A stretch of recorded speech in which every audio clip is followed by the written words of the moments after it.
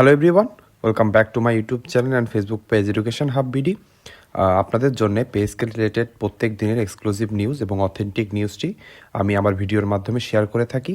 তাই যারা আমার ইউটিউব চ্যানেলে প্রথম এসেছেন অথবা পে স্কেল রিলেটেড সকল ধরনের সত্য নিউজটি সবার আগে জানতে চান, তারা আমার ইউটিউব চ্যানেলটি সাবস্ক্রাইব করবেন। আপনাদের ভালোবাসায় আমার এই অল্প দিনের ইউটিউব চ্যানেলটি অনেক তাড়াতাড়ি বেড়ে উঠছে। আপনাদের নিজেদেরই চ্যানেল মনে করবেন। কোনো ভুল ত্রুটি হলে কমেন্ট বক্সে লিখে যেতে ভুলবেন না। অনেকে আছেন পুরো নিউজটা না দেখেই গালাগালি করা শুরু করে দেন। আমি কিন্তু আগের দিনের ভিডিওতে বারবার করে বলেছি যে আমি যে নিউজগুলো দিই এগুলার যদি কোনো ওয়েবসাইট থেকে দিয়ে থাকি তাহলে কমেন্ট বক্সে আমি সেই লিঙ্কটা দিয়ে থাকি। আপনারা সেটা চেক না করেই ভুয়া নিউজ, ফেক নিউজ লিখে গালাগালি এবং বিভিন্ন খারাপ ভাষায় গালাগালি করেন। আমি কোনো কিছুই মন থেকে নিই না। আমি জানি যে আমার পরিবারের কিছু মানুষের ভিডিও ভালো লাগলে, বেশি মানুষের ভিডিও ভালো লাগলেও কিছু মানুষের ভিডিওটি খারাপ লাগে, সেটা নিয়ে আমার কোনো সমস্যা নেই। কিন্তু বেশিরভাগ মানুষজনই আমার ভিডিওগুলো পছন্দ করেন এবং দেখেন, তার জন্যই কিন্তু আমি অনেক অনুপ্রাণিত হই এবং ভিডিওগুলো সবার আগে দেওয়ার চেষ্টা করি। আজকেও আমরা জানবো যে সচিবদের সাথে যে বৈঠক হওয়ার কথা ছিল, একটি বৈঠক হয়েছিল, তারপরে 3টি ধাপে বৈঠক হয়েছে। সে বৈঠক থেকে কী কী আপডেট পাওয়া গেছে লাস্ট, সেগুলো আমরা জানবো। তাহলে চলুন দেরি না করে আমরা মেন ভিডিওতে চলে যাই। আমরা মেন ভিডিওতে চলে এসেছি। আজকে টপিকটি হলো আকাশচুম্বী নয়, পে স্কেল নিয়ে যেমন সুপারিশ চাইছেন সচিবরা। অর্থাৎ সচিবদের সাথে যে 4 ধাপে বৈঠকটি হয়েছে, সেখানে সচিবরা কী কী বিষয় নিয়ে আলোচনা করেছেন, তারা যে পে স্কেলের যে অনুপাতটি চান সেটি কেমন অনুপাতে চান, সেগুলো নিয়ে আজকে আলোচনা করা হবে। মেন ভিডিওতে যাওয়ার আগে আপনাদেরকে আরেকবার বলবো, যারা আমার ইউটিউব চ্যানেলটি এখনও সাবস্ক্রাইব করেনি, ভিডিও দেখেন কিন্তু সাবস্ক্রাইব করা হয়নি, তারা দয়া করে আমার ইউটিউব চ্যানেলটি সাবস্ক্রাইব করে দিবেন। এবং যারা প্রথম এসেছেন তারা সাবস্ক্রাইব করবেন। সাবস্ক্রাইব করার পর বেল বাটনটি একটু চেপে দিবেন, ভিডিওটিতে একটি লাইক করে দিবেন এবং কমেন্ট বক্সে লিখতে ভুলবেন না আপনার কাছে আজকের এই নিউজটি কেমন লেগেছে। তাহলে চলুন আমরা জেনে নিই। বৈঠক ও মতামত নেওয়ার ধাপ। নবম পে স্কেল প্রণয়নের কেন্দ্র করে পে কমিশন অন্তর্বর্তী সরকারের বিভিন্ন মন্ত্রণালয় ও দপ্তরের কর্মরত সচিবদের সঙ্গে ধারাবাহিক বৈঠক করেছে। মোট 4টি ধাপে 70-এর অধিক সচিব অংশগ্রহণ করেছেন। প্রতিটি ধাপে কমপক্ষে 17 জন সচিব উপস্থিত ছিলেন। সচিবদের সঙ্গে বৈঠকের আগে কমিশন অনলাইনে 250+ সংগঠনের মতামত সংগ্রহ করেছে। তার মানে শর্ট করে আপনাদেরকে একটু বলে দিই যে পে কমিশনের যে চূড়ান্ত রিপোর্টটি আছে সেটি কিন্তু জমাদানের প্রায় শেষ অংশের কাজ চলছে। আর বাকি সব কাজ হয়ে গিয়েছে। আপনারা জানেন যে বাংলাদেশে একটি সরকার চললে সচিবরা কিন্তু অনেক গুরুত্বপূর্ণ ভূমিকা পালন করে। যেহেতু তারা দেশের বিভিন্ন জটিল বিষয় এবং আইন প্রণয়নের ক্ষেত্রে কাজ করে থাকেন, তাদের মাধ্যমে সকল কিছু সরকারের হাত ধরে বাস্তবায়নের রূপ পায়। এজন্য তাদের খুশি করাও কিন্তু অনেক ইম্পর্টেন্ট। তারা বসেছেন এবং তারা সবাই মিলে কী নিয়ে আলোচনা হয়েছে সেটিই জানবো। মোট 4টি ধাপে 70 জনের অধিক সচিবদের সাথে বসা হয়েছে এবং তারা কি কি বিষয় সম্পর্কে বলেছেন, সেগুলো দাবি উত্থাপন করেছেন, সেগুলো আমরা এখন জানবো। সচিবদের দেওয়া মূল মতামত। অধিকাংশ সচিব বলেছেন, অযৌক্তিক বা আকাশচুম্বী পে স্কেল দেওয়া যাবে না, বেতন কাঠামো অবশ্যই বাস্তবসম্মত হতে হবে। এখানে অযৌক্তিক এবং আকাশচুম্বী পে স্কেল বিষয়টি সম্পর্কে আমরা সত্যি অবহিত নয়। কারণ তারা যদি 35,000 টাকা বেসিককে আকাশচুম্বী বলে থাকে, তাহলে অনেক দুঃখের সাথে বলতে হয় যে তারা বিশেষ করে যারা নিম্নতম গ্রেডে চাকরি করে তাদের দুঃখ ও দুর্দশার কথা তারা বোঝেন না। তারা সচিব, তারা 4র্থ, 5ম, 3য় গ্রেডে চাকরিরত আছেন, তাদের এখনই বেতন প্রায় 1 লাখ প্লাস হয়ে যায়। কিন্তু একটা 20তম বা 16তম বা 15তম গ্রেডে যে চাকরিরত সরকারি কর্মচারীরা রয়েছেন, তারা যে কি দুঃখ দুর্দশা জীবনযাপন করেন সেটি তারা জানেন না। এজন্য তারা এমন কথা বলতে পারেন। আর যদি তারা 50,000 টাকা বেসিককে, সর্বনিম্ন 50,000 টাকা বেসিককে অযৌক্তিক ও আকাশচুম্বী বলে থাকেন, সেটা আমরাও একমত। 50,000 টাকা বেসিক কেউই চাইনি। আমরা চেয়েছিলাম 30 থেকে 35,000 টাকা বেসিকে সর্বনিম্ন যারা বেতন আছেন তারা যেন 30 বা 35,000 টাকা বেসিকে তাদের নতুন পে স্কেলটি পান।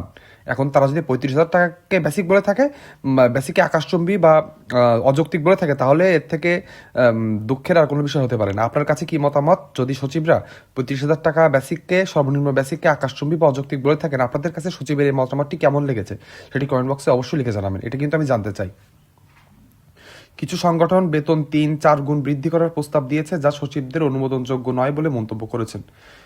3-4 গুণ বলতে কি বুঝিয়েছে আমরা এখনো বিষয়টি ক্লিয়ার না। আমরা 11 বছর ধরে কোনো পে স্কেল পাই না। প্রত্যেক 5 বছর পর পর যদি একটি পে স্কেল হয়, তাহলে দেখা যায় যে 10 বছরে 2টা পে স্কেল পেয়ে যাওয়ার কথা।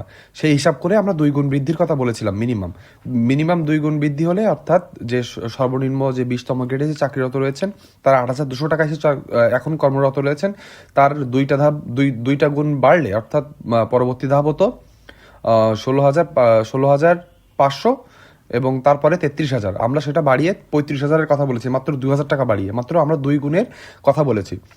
আমরা কিন্তু 3 বা 4 গুণের কথা বলা হয়নি। তাহলে সচিবরা কোনটির কথা বলছে আমরা সেটা ক্লিয়ার না। কোনো সংগঠনই কিন্তু 50,000 টাকার বেসিকের কথা বলেনি, সকলে কিন্তু 30 থেকে 35,000 টাকায় তারা বাস্তবসম্মত বলেছে।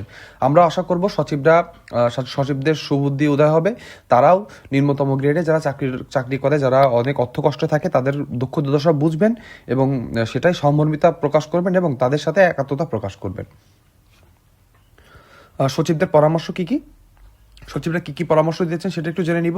তাদের পরামর্শ হলো, বর্তমান দ্রব্যমূল্যের ঊর্ধ্বগতি বিবেচনায় বেতন নির্ধারণ করতে হবে, আগামী 5 থেকে 10 বছরের মুদ্রাস্ফীতি আগাম হিসাব করে স্কেল সাজাতে হবে, সরকারের আর্থিক সক্ষমতা খেয়াল রেখে সুপারিশ করতে হবে। এই 3টা পরামর্শের সাথে আমরা সকলেই একমত, কারণ আপনার বেতন এখন 10 টাকা আছে, আপনাকে বেতন 20 টাকা করে দেওয়া হলো। আপনি যে জিনিসটা 5 টাকায় কিনছেন সেটি যদি পরের দিন 10 টাকা হয়ে যায়, তাহলে কিন্তু আপনার বেতন দুগুণ হলেও আপনার জিনিসপত্রের দাম বা দ্রব্যমূল্যের ঊর্ধ্বগতি দ্বিগুণ হয়ে যাচ্ছে, তখন কিন্তু আপনার বেতন বাড়ার কোনো লাভ আপনি পাচ্ছেন না। এই জন্যই বলবো যে দ্রব্যমূল্যের ঊর্ধ্বগতি বা এই মুদ্রাস্ফীতি আমাদেরকে কমাতে হবে, সেদিকে খুব নজর দিতে হবে। আর একটা বিষয় হলো যে আমাদের 11 বছর পরে আমরা নতুন একটা পে স্কেল পাচ্ছি। পরবর্তী দেশের অবস্থা কোন পর্যায়ে যায় কেউ বলতে পারে না। পরবর্তী 5 বছরের জায়গায় 10 বছরও লেগে যেতে পারে পরবর্তী পে স্কেল আসার জন্য। এজন্য পরবর্তী অ্যাটলিস্ট 6 থেকে 7 বছরের কথা চিন্তা করে পে স্কেলটা সাজাতে হবে। শুধু বিগত 11 বছর চিন্তা করলে কিন্তু হবে না। এটি আপনি আমার সাথে একমত হয়েছেন কিনা সেটি কমেন্ট বক্সে জানাবেন। এটি কিন্তু আমার একান্তই নিজস্ব মত। আপনি এই একমতের সাথে একাত্মতা পোষণ করছেন কিনা। 11 বছর অলরেডি হয়ে গিয়েছে এবং পরবর্তী 7 বছর অর্থাৎ 17 থেকে 18 বছরের পে স্কেলের একটি চিন্তা নিয়েই কিন্তু আগাতে হবে এবং চূড়ান্ত খসড়ায় কিন্তু আগামী 5-7 বছরও যে মুদ্রাস্ফীতি বা মূল্যস্ফীতি হতে পারে তার চিন্তা আমলে নিয়েই কিন্তু পে স্কেলটি চূড়ান্তভাবে করতে হবে। আর সরকারের আর্থিক সক্ষমতা আমরা জানি, সরকারকে আমরা আকাশচুম্বী কোনো কিছু চাইনি, অযৌক্তিক কোনো কিছুই চাওয়া হয়নি। সরকার যতটুকু পারবে আমরা ততটুকুই চাই এবং সেটা যেন সরকার আমাদের সরকারি কর্মচারীদের পক্ষে কাজ করে এবং তাদের জন্য জীবনমান একটু উন্নত হয়, এটাই আমাদের চাওয়া। পে কমিশনের কাজের অগ্রগতি। কমিশনের এক কর্মকর্তা জানান, 70+ সচিবদের মতামত সংগ্রহ করা ছিল চ্যালেঞ্জিং, তাই 4 ধাপে বৈঠক নেওয়া হয়। সচিবদের সমস্ত মতামত এখন পর্যালোচনা পর্যায়ে। কমিশন তাদের নির্ধারিত সময়ের মধ্যে সুপারিশ জমা দেবে। তার মানে বুঝতে পারলেন, 4 ধাপে সচিবদের সাথে বসে সকল কার্যক্রম এখন শেষ হয়েছে। এখন কিন্তু পে কমিশনে আমার যে গোপন সূত্র রয়েছে তার মাধ্যমে জানতে পেরেছি, এখন কিন্তু একেবারে শেষ পর্যায়ের কাজ চলছে। সেখানে শুধু এখন তারা সচিবদের এবং বিভিন্ন সংগঠন এবং তারা সাধারণ মানুষের কাছ থেকে যে প্রস্তাবনাগুলো চেয়েছিল সেগুলো নিয়ে তারা একসাথে বসেছে। এখান থেকে তারা পর্যালোচনার মাধ্যমে একটি চূড়ান্ত খসড়া তৈরি করবে। সেটাই কিন্তু আবার পরবর্তীতে সরকারের কাছে হস্তান্তর করা হবে, অর্থ বিভাগে হস্তান্তর করা হবে। এটাই কিন্তু আমার গোপন সূত্রের মাধ্যমে সর্বশেষ আপডেট। কমিশনের সদস্যরা জানান, ইতিমধ্যে অর্ধেকের বেশি কাজ শেষ হয়ে গিয়েছে, আগামী মাসেই চূড়ান্ত সুপারিশ দাখিল করা হতে পারে। তার মানে বুঝতে পারলেন, ডিসেম্বরের, আপনার যেটা আগের ভিডিওতে জানাচ্ছিলাম, ডিসেম্বরের 15 তারিখের ভিতরেই কমিশন সর্বাত্মক চেষ্টা করছে নতুন পে স্কেলের যে চূড়ান্ত খসড়াটি আছে সেটি জমা দেওয়ার। কোন কোন বিষয়গুলো বিশেষভাবে বিবেচনায়, অর্থাৎ যে সচিবদের সাথে যে বৈঠকগুলো হয়েছে সেখানে কি বিশেষ বিবেচনায় নেওয়া হয়েছে সেগুলো হলো, সর্বনিম্ন বেতন বৃদ্ধি করা। এটি কি সবাই একমত হয়েছেন যে সর্বনিম্ন বেতন সত্যি কম, 8,250 টাকা 20তম গ্রেডে রয়েছে, এটা সত্যি অনেক অনেক কম।